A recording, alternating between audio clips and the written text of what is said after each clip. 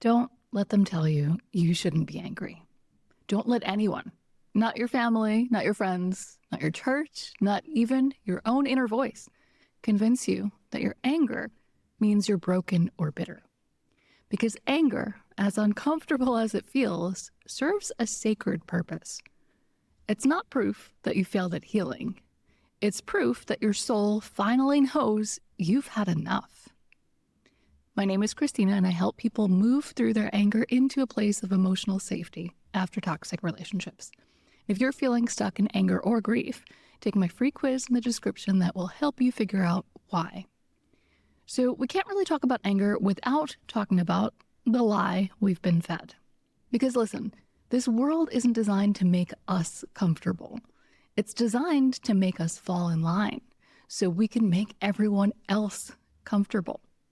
That's why society does not teach us emotional intelligence. It teaches us emotional obedience.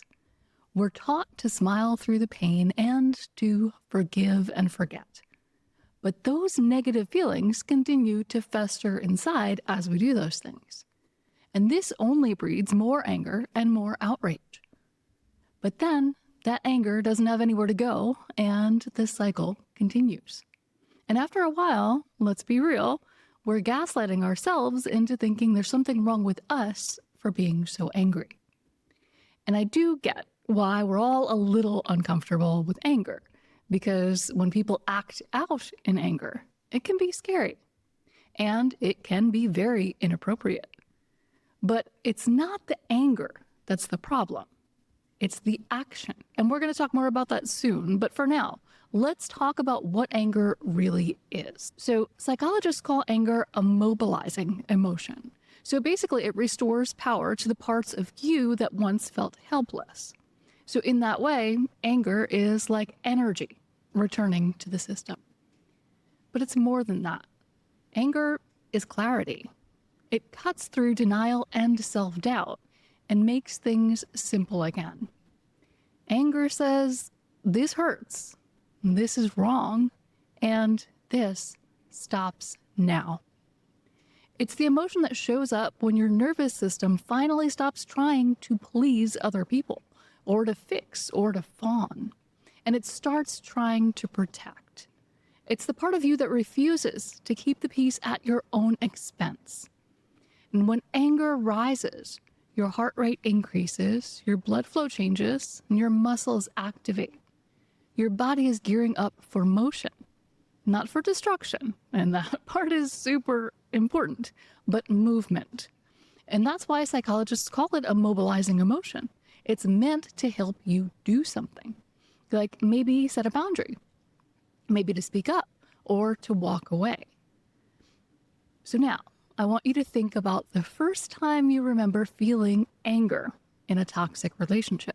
Typically in relationships, anger starts out small, so those aren't the moments we tend to remember years later. So you might have been angry when someone said something rude or didn't respond to a text, but that's not the kind of anger that sticks with you, right?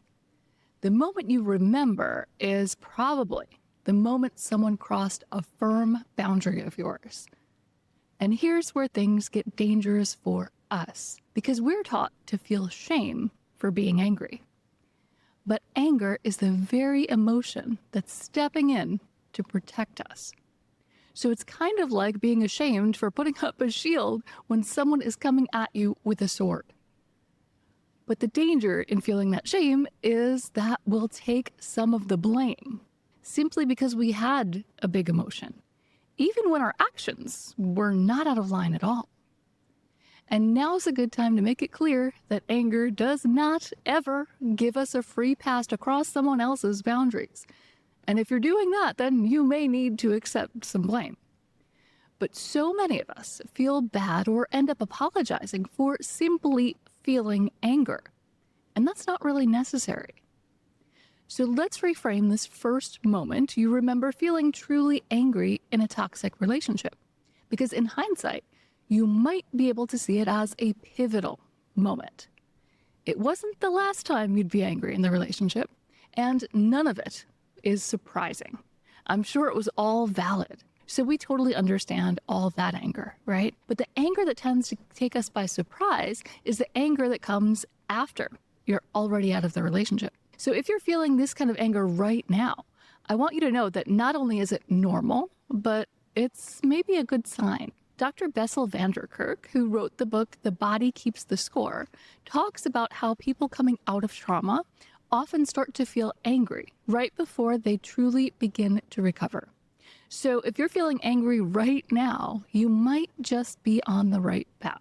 And maybe you're even about to turn a corner. But if you've experienced this yourself, you know that this kind of anger hits different. It tends to come in waves, which is probably unlike any other anger you've experienced before. You'll find yourself angry at them, angry at yourself, angry at all the red flags you ignored, and sometimes angry that you still care at all. And it can feel very random. So like 1 minute you're fine, and the next you're fuming in the car over something that happened 6 months ago. And I want you to know that that also is completely normal. It's your nervous system recalibrating. You see, when you were in survival mode, your system didn't have the bandwidth for full awareness. You were busy staying safe and functional. But once you're finally out, once your body knows the threat is gone, it starts releasing everything it had to suppress to keep you going. And that's why the anger feels so sudden. It's not new, it's just delayed. And yes, sometimes it is absolutely overwhelming because you're feeling, maybe for the first time, the full truth of what happened. And that's the wave. It's anger, it's grief, and along with it comes some clarity. But then you're back to anger again. And each time it moves through you, it clears a little bit more space for peace. So if you're in that stage right now, please hear this. Your anger isn't a setback. It's your body finally catching up to your reality. It's the part of you that says, we're safe enough to feel it now. And that's good news because that means that you are ready to heal. And it won't always feel this intense. As your nervous system continues to regulate, as it learns that safety is the new normal, those waves will get smaller. You'll stop bracing for impact because the danger really has passed. But here's something many of you notice about this anger right away. It's not just about reaction. It's protection. It's what keeps you from going back. It's the emotional guardrail that says, no, we are not doing that again. And I see this all the time in coaching. So I have 2 coaching paths that clients can take, and one is more traditional, and the other, some of you may consider kind of new agey. But on that path, we work to neutralize the negative emotions behind memories. And it works really well on things like grief and fear. And it may work as well on anger too.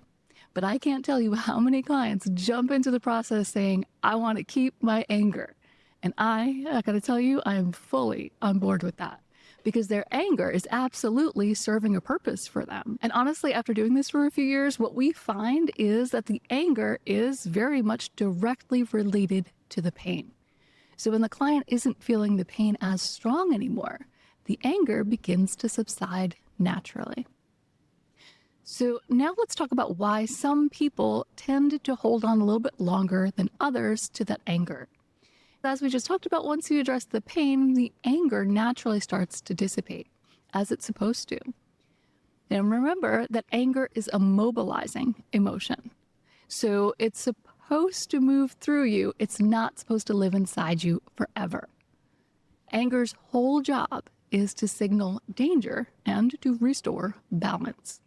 And once it's done that, your body wants to come back to calm. But when we stay in that fight state too long, when the story keeps replaying in our minds, or when we keep feeding the outrage, our nervous system starts to confuse safety with vigilance. And it starts believing that there cannot be safety without anger. And that's when anger turns from guardian to jailer. Your body keeps releasing the same stress chemicals. So we're talking about adrenaline and cortisol, even when no one's hurting you anymore. And if those chemicals sound familiar, they very well should. They're the same chemicals that were on an endless loop when you were in that toxic relationship. So in a way, keeping the anger is kind of like keeping yourself stuck in that same toxic loop. It's just not healthy. In fact, Harvard researchers have found that chronic anger can literally change the body's chemistry, increasing inflammation and exhausting the heart. Emotionally, it eats away at joy in the same way that rust eats away at metal. And we all know that some people do really hold on to that anger longer than others. And there are reasons for that. If you grew up in a home where anger wasn't safe to express, your body never learned to complete the emotion. And other people were taught that calm equals weakness. So anger becomes the only form of strength they trust. And for trauma survivors, it's even deeper. When you've spent years feeling powerless, anger feels like proof that you have power. So of course, you're going to cling to it. But here's what most people don't know. Power and anger are not the same thing. Anger is what introduces you to your power. It's not where your power lives. True power is what happens after anger has done its job. It's when the fog burns off and you can finally see clearly enough to make choices that don't come from pain. So now let's talk about how to start releasing anger when it's been there a little too long. So what do you do if you've been no contact for years, yet you still feel that anger burning inside you? First, please know that does not mean that there's anything wrong with you. It usually means the anger is still protecting something deeper. Because here's the truth. When you're clinging to anger as a protection strategy, you're not protecting yourself from them anymore. You're protecting yourself from the pain. That anger is standing guard at the gate of your own grief. It's saying, we can't go there, it's too much. And for a long time, that might have been true. You might have needed that buffer, but now if you've been out for years and the anger still feels very much alive, it's probably because it's sitting on top of pain that's still waiting to be felt and released. So maybe it's pain about what you lost or time you can't get back. Maybe it's pain about how long you tolerated something that broke your spirit. And that's where the release begins. Not by trying to let go of anger, but by turning it toward what it's been covering. Because the body doesn't hold on to anger for no reason. It holds on until it feels safe enough to address what's underneath it. So let yourself grieve what happened, and also what should have happened. The love you deserved, the safety you needed, the version of you that kept trying anyway. The anger absolutely does not vanish overnight, but it starts to lose its edge. You stop needing it to hold the line because your peace starts doing that for you. I see it happen in coaching all the time, and it's one of the most beautiful transformations. But it's right before that moment where a lot of people get stuck. Because as you start allowing yourself to feel the pain of the moment, your mind gets busy looping through the same story. And anger once again enters the chat. But that loop is called rumination. And it's one of the biggest reasons anger sticks around longer than it needs to. Because rumination keeps the nervous system on high alert. It's like striking the same match over and over. Every replay of the story reignites the same emotion, and I know you feel it. Even though you think you're processing the emotion, what's really happening is that your mind is reliving it and your body is going along for the ride. So you can feel physiologically that there are changes that are happening within you, and they're not positive. You can almost feel those stress chemicals coming out. And every time you replay that story, your body physically cannot relax into safety. So if you're ready to start releasing anger for real, watch this video right here where I tell you step by step how to break the rumination cycle and finally get your peace back. And if you feel like you need some extra help along the way, click here to book a few sessions with me. And don't forget to like this video if you haven't already, and I'll see you next time.